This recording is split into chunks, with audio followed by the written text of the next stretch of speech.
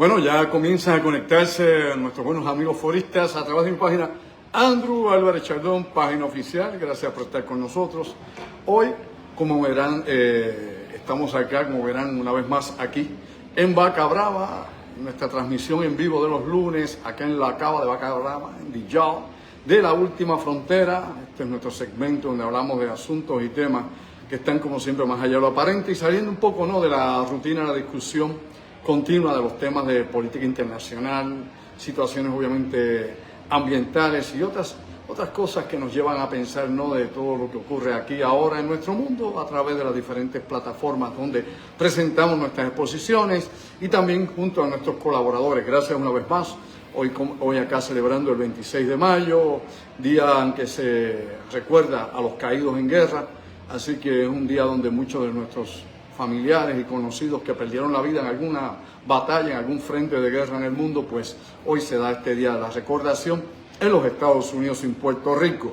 Pero por otro lado, nosotros tenemos que seguir acá laborando y llevando a cabo, ¿no?, todo este tipo de dinámica que específicamente está diseñada para que sea didáctica y todos nuestros buenos amigos foristas pues siempre tengan, ¿no?, un tema distinto y diferente que puedan asimilar, que puedan utilizar, ¿no?, para buscar más información. Recuerden que nuestro propósito es que usted sea un autodidacta, que usted tenga motus propio, el deseo de conocer, de buscar y verificar la información y no de creerse todo esto que se repite continuamente como parte de la desinformación generalizada que hay a través de las redes sociales y un sinnúmero más de plataformas de noticias, información y tantos otros más que podríamos aquí citar en la larga lista definitivamente de todo esto que se hace para manipular y controlar opinión pública en todas partes del mundo. Pero acá nosotros somos disidentes en ese sentido, no vamos con la corriente. Me explico, nosotros somos contraprogramación. Como somos contraprogramación, vamos en contra del acondicionamiento psicológico y tratamos entonces de romper ese paradigma que utilizan para mantenernos siempre en el limbo, en lo mismo, donde usted pues todos los días se pregunta más de lo mismo y no tiene ni adquiere ningún tipo de contestación que realmente lo saquen a usted de la duda existencial en que todos estamos involucrados. Aquí, como he dicho, la idea siempre es llevarnos a esa frontera, a la última frontera, donde de ahí en adelante usted va a usar su discernimiento para saber qué cosas realmente encajan con lo que es la realidad y no con lo que le dicen a usted que debe ser la realidad. Recuerde que el concepto podría entrar definitivamente en discusión, ¿no?, desde el ámbito filosófico hasta el mismo ámbito, ¿no?, de lo que la psicología y la psiquiatría occidental corresponde o identifica con la realidad. Si sabemos, como dice el adagio pueblo, que cada cabeza es un mundo, porque cada persona tiene, ¿no?, una realidad de percepción, ¿no?, tiene un entendimiento particular de las cosas que le suceden, pero más allá de eso, nuevamente, hay algo que es lo real, es el medio físico y es el medio perceptivo donde estamos nosotros y de la forma y manera en que adquirimos conocimiento y experimentamos la existencia, despierta, durmiente. Pues bien, hoy el tema acá en la última frontera nos lleva precisamente a esa discusión, ¿no?, a esa discusión que está cerca de lo que algunos llaman el apocalipsis, a esa discusión donde otros llaman pues la sexta extinción, a esa discusión donde probablemente todo podría ser la distopía, es decir, un futuro negativo, un futuro destructivo, y hay gente que dice, bueno, pero vamos a tener pensamiento positivo, vamos a pensar que las cosas buenas van a funcionar, ¿verdad? Que hay que tener siempre pues la esperanza de que el mundo pues puede evolucionar y llegar a otro nivel de existencia, a otra conciencia superior y todo lo que usted quiera. La realidad lamentablemente material en este plano de existencia es que estamos en plena entropía y que todo se descompone, lo sabe, ¿verdad? Todo está en ese proceso de descomposición desde el día 1 hasta el final, donde esa descomposición nos lleva a una transmutación, a una transición, a un cambio, ¿no?, a una metamorfosis, a lo que era dejó de ser para ser algo nuevo. Y en el mundo de la física, en el mundo de lo que es observable, en el mundo de lo que es medible, en este plano de tercera dimensión, todo muere, todo nace, todo obviamente se descompone, pero definitivamente hay un trazo de la existencia de las cosas y aparentemente, según las leyes físicas, todo se transforma. Y esa transmutación pues nos lleva, ¿no?, a otros niveles tal vez de existencia, no lo sabemos, o por lo menos la materia y la energía sí se complementan de otra forma, ¿no?, en el universo, me explico, ¿no? Muchas cosas van directamente a los elementos primarios y otras meramente se convierten en parte de todo lo demás, el electromagnético, en lo subatómico, en todos los componentes básicos del universo. Ahora bien, saliendo de ese ámbito de posibilidades tal vez filosóficas o tal vez de la teoría de física teórica, vamos directamente obviamente a lo que nos trae aquí, que son las armas del fin del mundo. ¿Y por qué hemos titulado esto las armas del fin del mundo? Básico, porque es lo que lamentablemente nos lleva a la carrera armamentista que hemos tenido desde el pasado siglo XX, donde hemos tenido diferentes etapas para desarrollar armamentos que puedan destruir la humanidad. Y es algo de preocupación. O sea, alguien que esté en sus 5 sentidos, por no hablar de todo lo demás, que es parte de la percepción de nuestra mente, alguien que está consciente de lo que se vive aquí ahora, definitivamente tiene que preguntarse en algún momento si estas armas de destrucción masiva, si existe realmente un arma para acabar, el arma del juicio final, donde todo obviamente podría desintegrarse o meramente acabar la vida como la conocemos. Todo esto definitivamente ha estado en la cabeza de mucha gente. Yo he estado por años pensando en eso, viendo el adelanto y el desarrollo de la tecnología y entendiendo desde el principio, oiga bien, de que la mayor cantidad de dinero designado para investigaciones y desarrollo se dan precisamente en ese bloque militar. No se da en la medicina, lo sabe, ¿verdad? Aunque las farmacéuticas sean grandes emporios económicos, ni siquiera ahí donde está la mayor producción de dinero. Aquí hay que señalar lo siguiente, usted tiene aquí grandes fuentes de dinero que van lógicamente desde la medicina, las farmacias, el alimento, la industria armamentista que es gigantesca y luego le va hasta el bajo mundo, me explico, hasta el crimen precisamente produce una enorme cantidad de dinero no solo en Estados Unidos sino a nivel global y eso incluye a Puerto Rico en su escala. Dicho de esa manera, todo esto lo que nos lleva es que lamentablemente las aportaciones y la inversión en mejorar la calidad de vida de los seres humanos no es la opción, me explico, no es lo que está a priori en la mente de todos estos grandes consorcios económicos y definitivamente dentro del sistema mismo como tal. Nosotros seguimos siendo el ganado, somos un número en las mismas elecciones en Estados Unidos, en Europa, acá en Puerto Rico, donde quiera que usted vaya. Todos los ciudadanos que vamos a votar somos meramente un número de serie que nos identifica. No está usted, no estamos nosotros. Nadie realmente ejemplifica ese derecho al voto y nuestra representación en un gobierno democrático. Meramente somos un número más. Tal como el Seguro Social, usted es otro número más. Así somos en todo lo que tiene que ver, ¿no?, con el movimiento del capital y de la civilización contemporánea. Ahora, pensando de esa manera fría en un momento y sacando los aspectos humanitarios que sí son importantes porque nos definen obviamente como especie, es el lado positivo del ser humano, no es el lado oscuro y negativo que lamentablemente continuamente estamos viendo, que es lo que opera lamentablemente, ¿no?, en el mundo, desde los negocios hasta la guerra, hasta cualquier cosa que usted quiera ver, discrimen político, religioso, racial, etcétera, etcétera. El tema de hoy, obviamente las armas del fin del mundo, nos lleva a una escalada para que podamos ir apreciando cómo cada vez el ser humano y su ingenio creativo, no seres de otro planeta, su ingenio, el ser humano per se, puede ir obviamente edificando y creando todo tipo de armamento, todo tipo de nuevo ingenio que pueda ser obviamente autodestructivo. Yo he dicho y lo repito por enésima vez, y bueno, desde la época en que era estudiante de universidad, cuando estudiaba genética, de que el ser humano definitivamente tiene que tener un gene recesivo, ¿no? Ahí, un gene que sigue siendo autodestructivo, que activan ese inconsciente colectivo en nuestro instinto mismo, no de supervivencia, sino de destrucción, de depredador, ese deseo de la autodestrucción. No solamente de hacerle daño al prójimo, destruir el medio ambiente, sino de destruirnos a nosotros mismos, lamentablemente. Y eso lo vemos en sinnúmero de ejemplos, desde personas con condiciones mentales donde se flagelan a sí mismos o matan a otros sin ningún tipo de empatía ni sin ningún tipo de compasión, como lógicamente los grandes genocidios que hemos experimentado y que en estos momentos, oiga usted, estamos experimentando aquí en nuestro mundo y nadie hace absolutamente nada por evitarlo. Es parte precisamente de toda esta comparsa que vivimos en este planeta que llamamos humanidad. Ahora, vamos por esa escala y vamos a ver qué cosas nos pueden ir llevando, ¿no?, a entender todo esto. Hay quienes piensan a priori, ¿no?, que las armas atómicas, que fueron las que se usaron, por ejemplo, para terminar la Segunda Guerra Mundial, como el bombardeo de Hiroshima y Nagasaki en el Japón, en la Guerra del Pacífico, fueron las armas que obviamente determinan y describen lo que es el arma del fin del mundo. Hay que recordar cómo es la mentalidad humana y cómo con el tiempo va. Desde la llegada del fuego hasta el momento de la pólvora, fueron obviamente elementos que se identificaban como las armas totales. El fuego en su momento para decidir guerras o decidir cómo desarrollaba una civilización, obviamente utilizando el fuego para tantísimas cosas, lógicamente para moldear metales y muchas cosas más, generar energía, vapor, etcétera, hasta definitivamente, y esto es bien importante, el uso de la pólvora, cómo se adquirió la pólvora desde la antigua China. Es decir, recuerden que la pólvora la inventaron los chinos, no fueron los franceses, ni los británicos, ni los alemanes, elemental. Viene de allá y ahí vienen los viajes de Marco Polo y todo aquel tipo de cosas que usted quiera, remembranzas o recordar.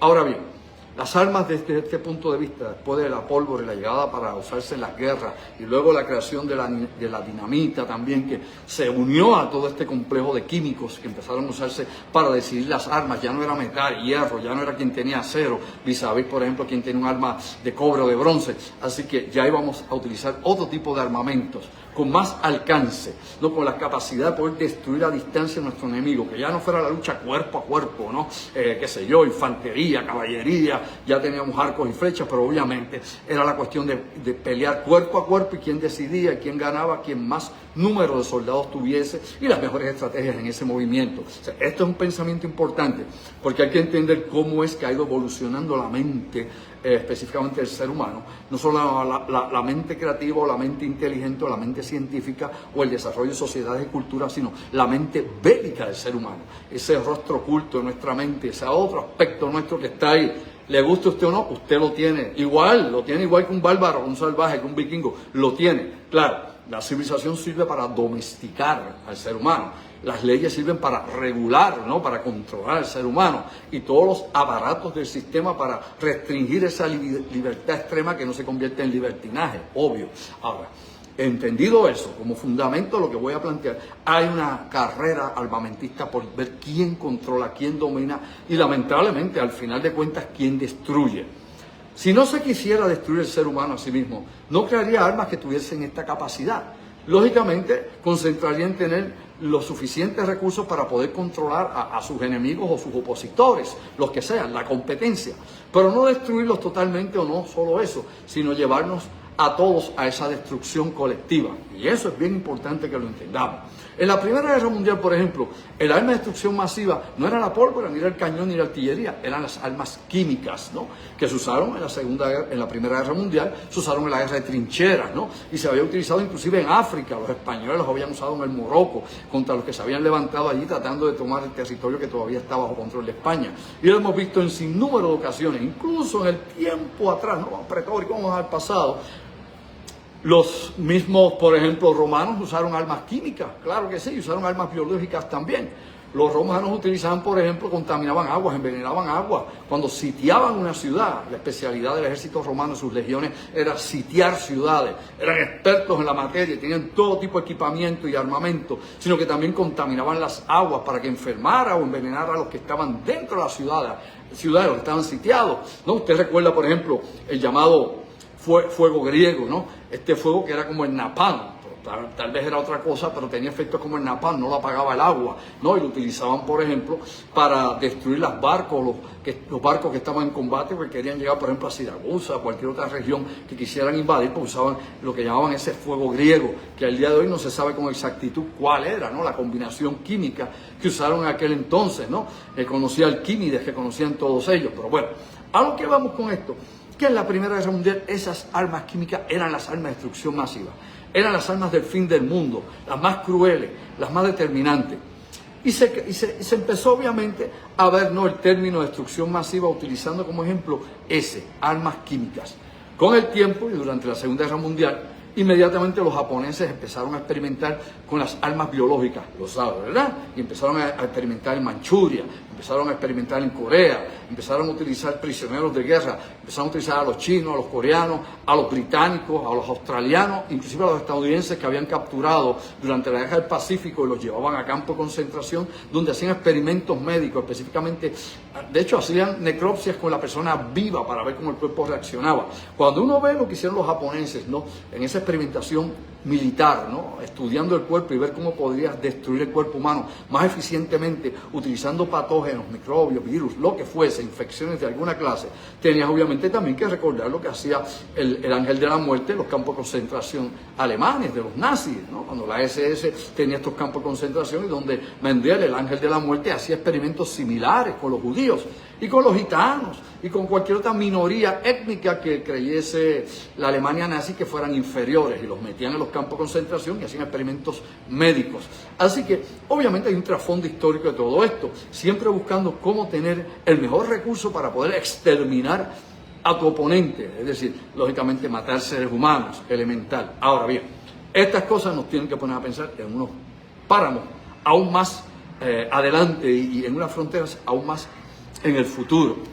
Esa guerra todos sabemos cómo terminó, no solamente con la rendición de Alemania nazi, el suicidio de Hitler, se suicidó, según dice la historia, la llegada del ejército rojo primero que los aliados a Berlín, y luego lo que hubo, la historia hasta la actualidad, el muro de Berlín y toda aquella cuestión, la caída de la Unión Soviética y la historia que usted pueda contar del siglo XX, que es importante señalar esto antes de llegar a otras cosas.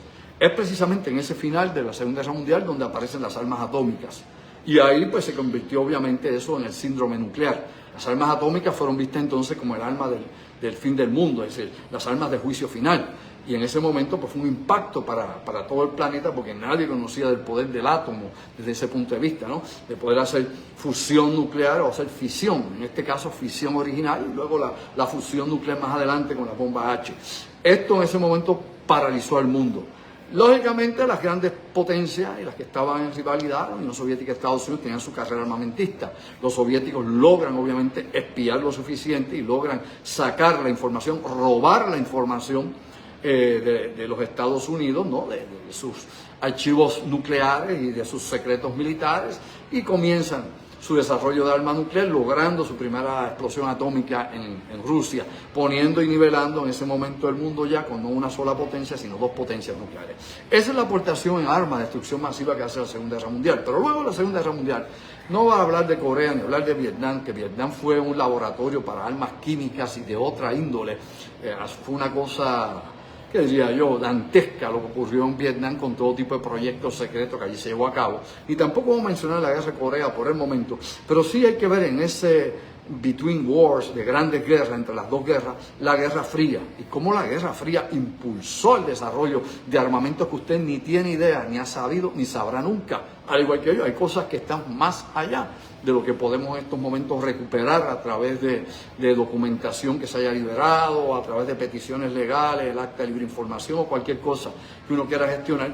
Hay definitivamente documentos que nunca serán dados a la luz pública, y hay documentos que fueron destruidos o proyectos que ya ni siquiera se mencionan o se olvidaron por la peligrosidad por un lado, o por lo que había, como diríamos nosotros, implicado en todo el proyecto mismo, en experimentación específicamente con seres humanos y las cosas que allí ocurrieron en diferentes regiones de Estados Unidos y fuera de Estados Unidos. Ejemplo que he usado tantísimas veces, obviamente Panamá, donde el doctor Cornelius Rhodes, de muy mala recordación en Puerto Rico, este patán, pues utilizó a un pelotón de soldados puertorriqueños que fueron designados a Panamá para que fueran usados como conejillos de India en sus experimentos de armas químicas. Y eso es historia, que muchos boricuas ni siquiera saben de este dato, pero es un dato real. Así que si tiene la oportunidad, busque y se orienta bien al respecto para que despierte durmiente. Ahora bien, esa carrera armamentista nos llevó a la bomba de hidrógeno, la famosa bomba del Dr. Teller.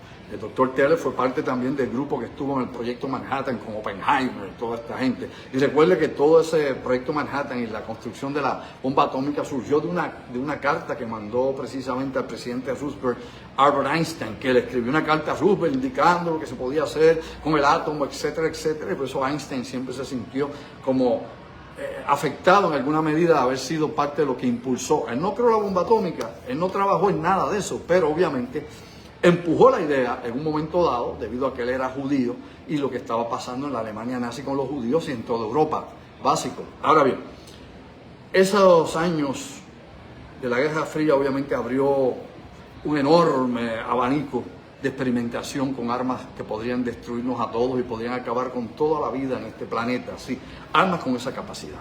No solamente la bomba de hidrógeno, la bomba H, surgió la bomba de neutrones, que hemos hablado de ella, que no produce tanta radiactividad, o tanta contaminación radiactiva como la que produce una bomba de hidrógeno o una bomba atómica convencional.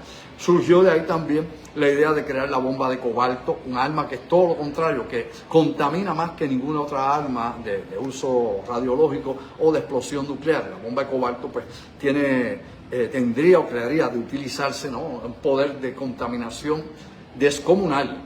Otros armamentos que han estado teóricamente trabajándose en la capacidad de poder crear armas de gran poder entrarían ya en otro campo de la física, que es la que estamos ahora trabajando, por lo menos lo que la ciencia en estos momentos está desarrollando.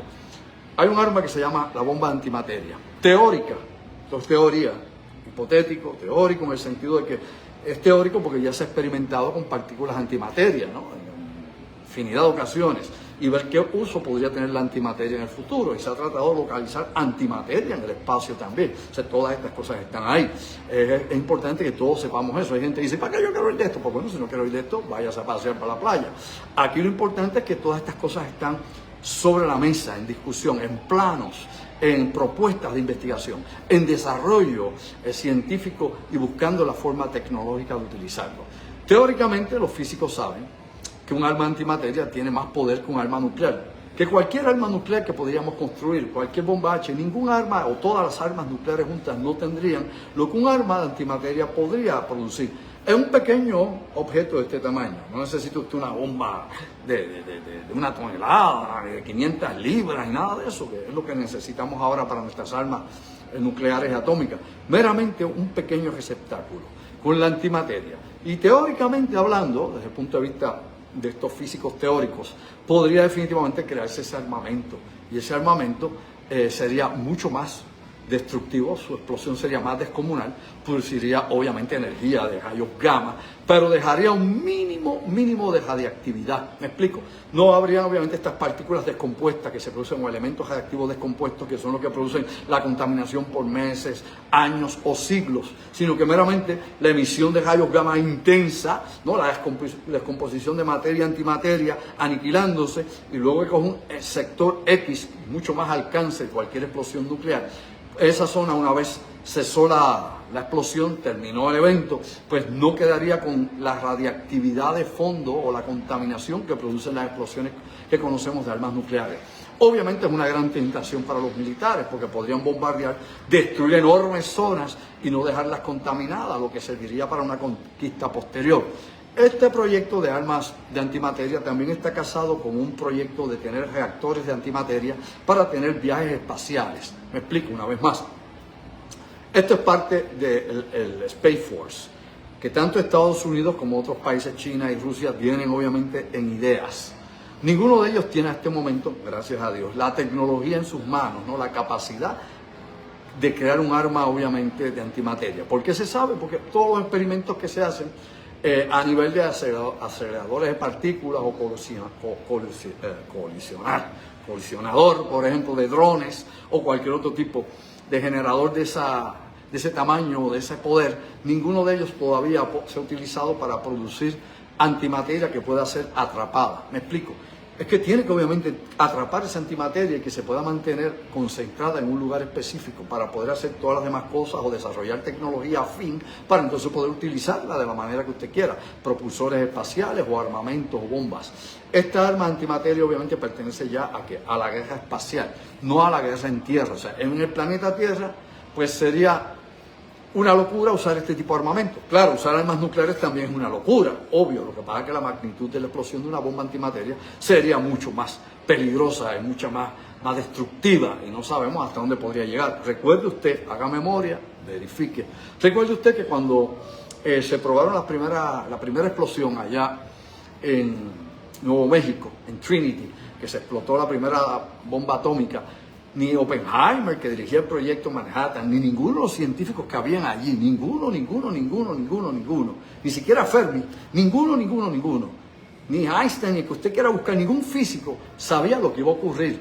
Que el mayor miedo que tenían todos estos científicos era que al explotar esa bomba en la prueba allá en Nuevo México, hubiese una reacción en cadena y toda la atmósfera, todo el planeta se incendiara con la explosión nuclear. Es decir, Cuando hicieron esa prueba, ellos estaban en la incertidumbre y no sabían si nos iban a matar a todos el día que apretaran el botoncito y estallaran aquello. Fíjense el riesgo científico y el riesgo, obviamente, diríamos nosotros, moral, ético, que esta gente se jugó. No le importaba porque había que llegar a la bomba, ya no era ni siquiera la guerra, sino era llegar a tener ese poder en las manos, ¿no? Ese fuego de destrucción solar, que es la fuerza que motiva y crea el sol. Eso lo querían tener en sus manos, aunque arriesgaran la vida de todos los habitantes del planeta Tierra. Verifique. Esa es la historia y tal como ellos lo expresaron, que era el temor inicial en esa primera prueba que se hizo en Nuevo México, antes de tener la bomba para usarlas en Hiroshima y Nagasaki meses después. Dicho de esa manera, dándole seguimiento a todo esto, obviamente hay otras formas de tener el arma de destrucción masiva. Por ejemplo, si nos vamos al año 1900, bueno, vamos por partes. Yo he hablado aquí del reloj de fin del mundo. El reloj de fin del mundo lo fundaron en la Universidad de Chicago en 1947, o sea, ya llevamos 78 años de él. Cuando este reloj en el año 47 se utilizó como metáfora para medir el fin del mundo por la cuestión de las armas nucleares y todo lo que había implícito en esto y la carrera armamentista que estaba arrancando en aquel entonces, este reloj se puso a 7 minutos. Y 7 minutos, llegó allá en un momento a estar a 3 minutos y volvía para atrás, hasta que ocurrió en 1991 la caída de la Unión Soviética y este reloj llegó a 17 minutos, que es cuando más lejos ha estado de las 12 de la medianoche, ¿no? Del momento oscuro, a 17 minutos. Desde ese momento hasta la actualidad, desde 2023, 2024, ahora 2025, pues ese reloj se redujo obviamente el tiempo. En el 2023-2024 lo pusieron a 90 segundos de la medianoche. Este año le redujeron un segundo y está a 89 segundos de la medianoche. Está más cerca que nunca en la historia de la humanidad porque los científicos creen que estamos en estos momentos más cerca, ¿no? Del borderline, de la franja de la destrucción. Y como he dicho, esto es meramente una metáfora, ¿no? Es para ejemplificar el peligro de riesgo en que estamos todos los seres humanos, por el cambio climático, que ahora lo incluyen, por las guerras continuas, por las armas de destrucción masiva y tantísimas otras cosas que han ido añadiendo, ¿no? a las posibilidades de la extinción de la humanidad, despierta o durmiente. Todo eso hay. Ahora bien, desde hace mucho tiempo atrás, antes de que todo esto se hiciera específicamente, ya había habido una serie de propuestas para que el mundo pudiera ser controlado en su población, inclusive usar otros tipos de armas que no fueran armas nucleares, ni fueran otro tipo de armas bélicas. Por ejemplo, haciendo memoria, Henry Kissinger, para 1974, escribió el famoso NSSM 200, ¿no? El memorando 200 de Kissinger. Cuando Kissinger escribió esto, decía que había que controlar el combustible, el petróleo, y había que controlar la comida, que controlando la energía y la comida, tú podías manipular al resto de la humanidad. Me explico, para entenderme mejor. Podrías, obviamente, hacer que los países que tuvieran explosiones demográficas redujeran su crecimiento demográfico, hacer que los países que tuvieran recursos naturales que podrían ser explotados por las multinacionales de Estados Unidos, a cambio de alimentos, a cambio de tener algún tipo de privilegio que les permitiera que sus economías tuvieran algún tipo de alivio, pues cedieran a las implicaciones políticas o a las sugerencias o directivas que se dieran desde Washington. Países que estuvieran dando demasiado problema, le cortamos los alimentos y se van a morir de hambre. Las grandes hambrunas de los 70, los 80, o se les olvidó. Todo eso hay relacionado. ¿Qué está pasando en la Franja de Gaza ahora? Hay una hambruna, sí, no es cuento chino ni propaganda baratex, es una hambruna.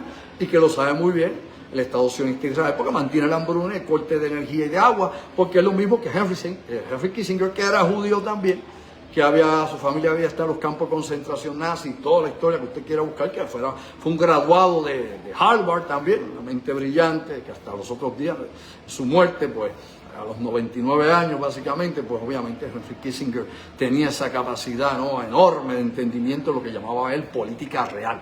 Pero para no irme por ahí, no desviarme del asunto, una de las formas de usar armas de destrucción masiva era la hambruna, el hambre y la energía. Quitarle energía a los países en desarrollo, lo que antes eran países tercermundistas, para mantenerlos bajo control.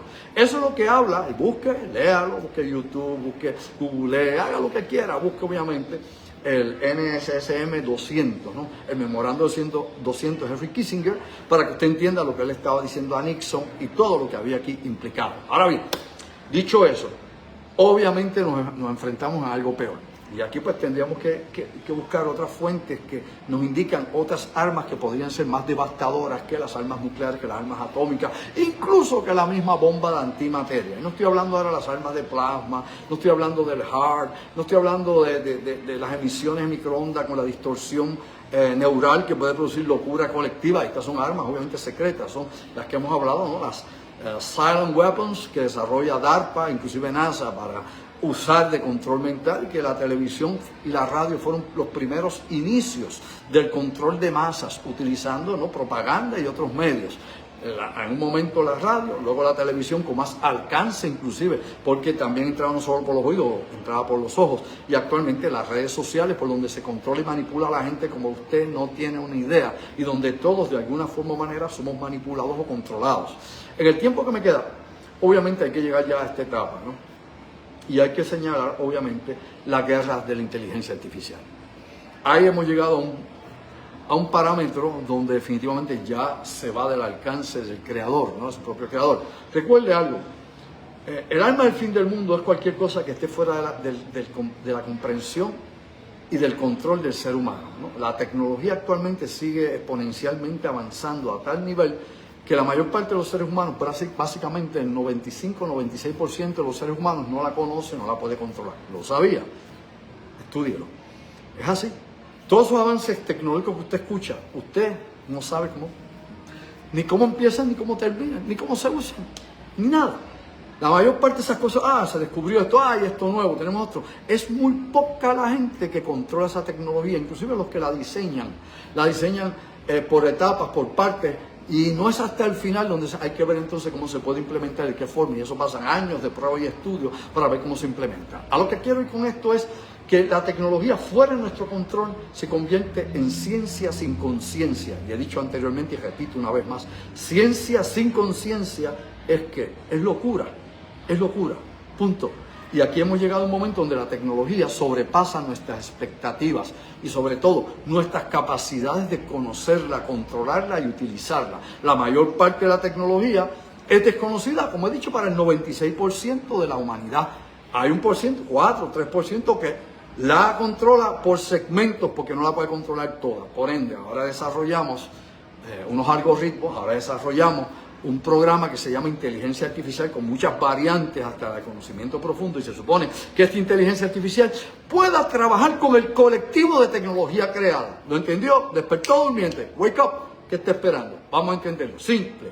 La inteligencia artificial es la única mentalidad artificial, es la única forma de conciencia que tiene toda la tecnología creada y los avances de la ciencia y del futuro. Para ponerlo aún más claro, un ser humano no lo puede entender todo, no lo podría entender todo y no lo puede manejar todo. Por ende, necesita la asistencia de la inteligencia artificial.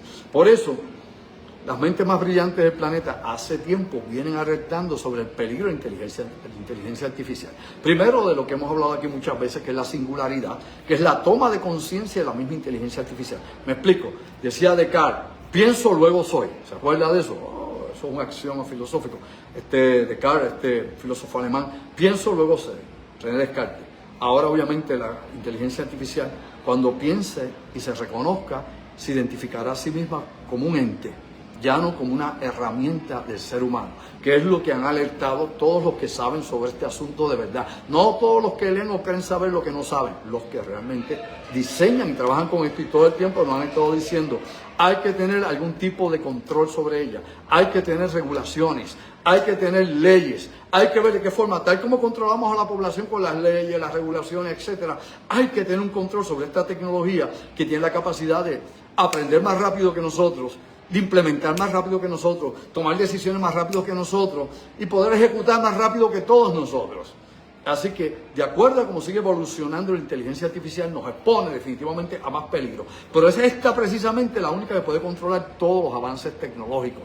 Así que, ahora todo lo que avance dentro del campo de la cuántica, porque ahora están los radares cuánticos que ya están trabajándose, ensayando, ya están obviamente en pruebas, tanto por los chinos, los estadounidenses y otras naciones que tengan la capacidad tecnológica y el dinero para invertir en radares cuánticos, y obviamente armamentos que podrán tener la capacidad realmente de desintegrar materia, es decir, descomponer moléculas, ¿no? El famoso rayo desintegrador, el rayo de la muerte que hablaban, que decía Tesla, mencionaba Tesla. Obviamente en la época de Tesla nunca pudo construir esto porque no había ni la tecnología, ni había nada que pudiera hacer en sus manos, porque Tesla era mecánico, su trabajo era mecánico, no era electrónico, lo sabes, ¿verdad?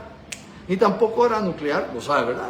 Era electromagnetismo y mecánico. Pero bueno, él tenía ideas y él obviamente había pensado en algún momento en un rayo de la muerte, sin los recursos tecnológicos en aquel entonces ni el conocimiento necesario. Actualmente sí existe ese conocimiento y hemos explicado aquí hasta la saciedad y presentado en nuestras conferencias las almas de plasma, las almas de Tesla, las almas que utilizan obviamente las fuerzas de la naturaleza, es decir, no solamente alterar el clima, sino poder alterar las cargas eléctricas y el plasma eléctrico en la naturaleza, en la atmósfera, y guiarlo hacia un blanco escogido. Todas esas cosas no son ciencia ficción, es lo que ahora mismo están avanzadas. Todo eso cae nuevamente en la guerra de inteligencia artificial. Quien la desarrolle, quien puede utilizar las computadoras cuánticas, quien puede utilizar esta tecnología de avanzada, de tope, que en estos momentos se está trabajando, definitivamente va a tener, ¿qué? Va a tener la ventaja en todo esto. Ya no es el hard, ya eso es pase, ya no es ni siquiera las armas nucleares, que incluso para que nos preocupemos un poco de todo lo que está pasando aquí, oye, esto es importante que demos cabeza.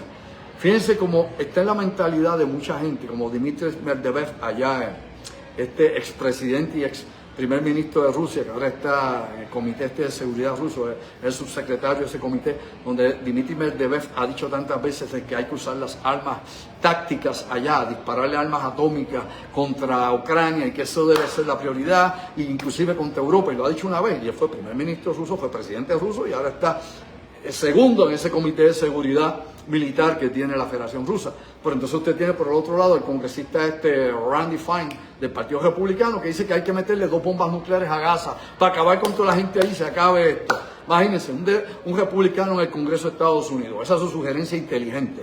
Usted ve que hay gente en los gobiernos de Estados Unidos, Rusia, China, donde quiera que sea, que son radicalistas y que piensan que la vida de los demás no vale, no importa, que hay que usar las armas definitorias. Las armas definitorias son las armas de destrucción masiva.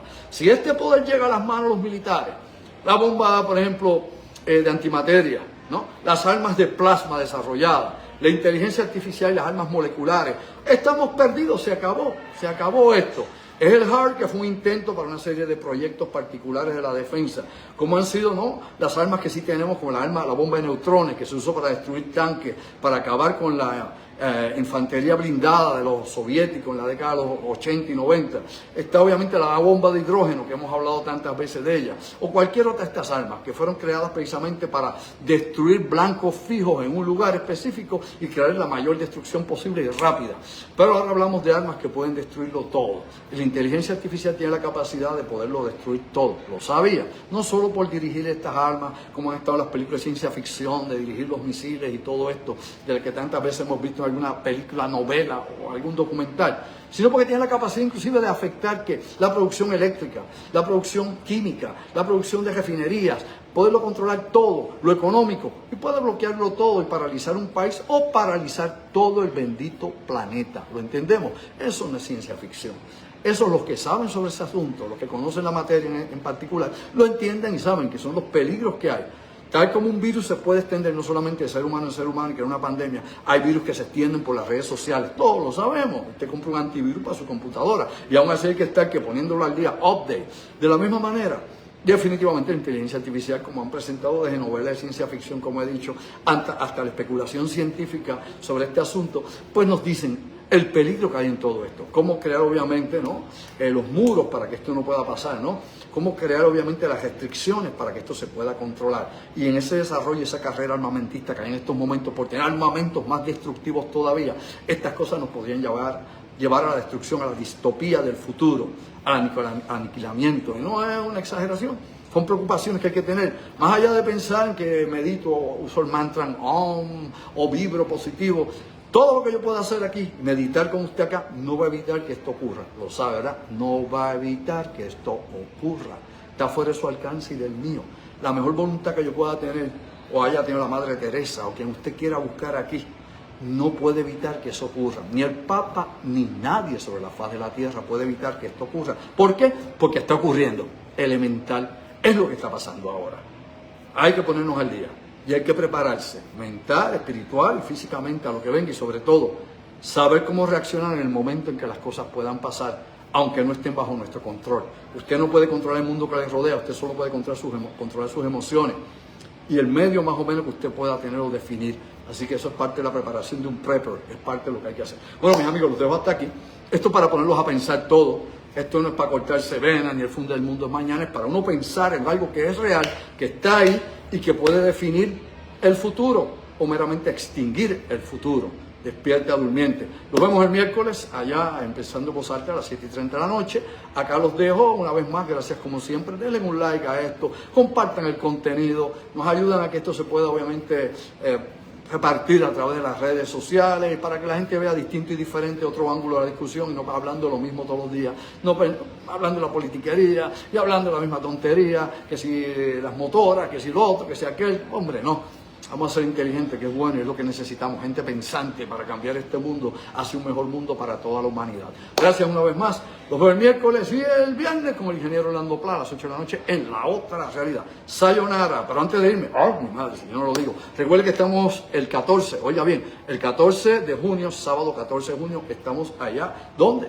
En Arecibo, presentando nuestro conversatorio audiovisual Puerto Rico X-File, Puerto Rico X-File. Vamos a estar allá presentando esto para todos los amigos del área norte. Hace como 12 años que no vamos a dar una charla a Arecibo. Regresamos nuevamente a Arecibo para que separes tu espacio y tengas más información sobre esta charla audiovisual en Arecibo. Te comunicas con mi producción al 787-579-8600. Apunta, 579-8600. Separa con tiempo tu espacio y vamos con material impactante que nos pone a pensar en lo que está pasando, no solo esto que yo he hablado aquí, sino lo que pasa en Puerto Rico, inclusive relacionado con todo esto. Despierta durmiente. Sayonara, ojo visor, oído en tierra. Hasta el miércoles, se me cuida mucho.